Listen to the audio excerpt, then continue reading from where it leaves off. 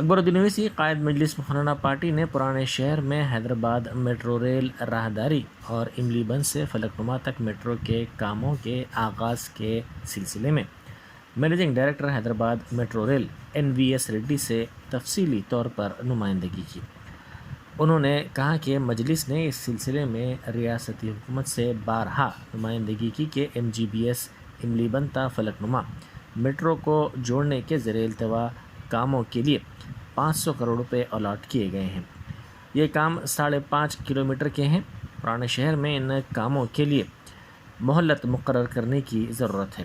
اس سلسلے میں حکومت سے بھی نمائندگی کی گئی ہے۔ انہوں نے کہا کہ پرانے شہر میں میٹرو کے کاموں کی تیزی سے تکمیل کے لیے اقدامات کیے جانے چاہیے، تاہم افسوس اس بات کا ہے کہ اس میں ہنوز کوئی پیش رفت نہیں کی گئی ہے۔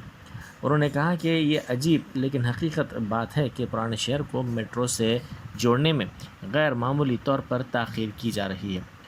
انہوں نے اس سلسلے میں جلد سے جلد کام شروع کرنے عہدیداروں کو ہدایت دینے کی بھی خواہش کی۔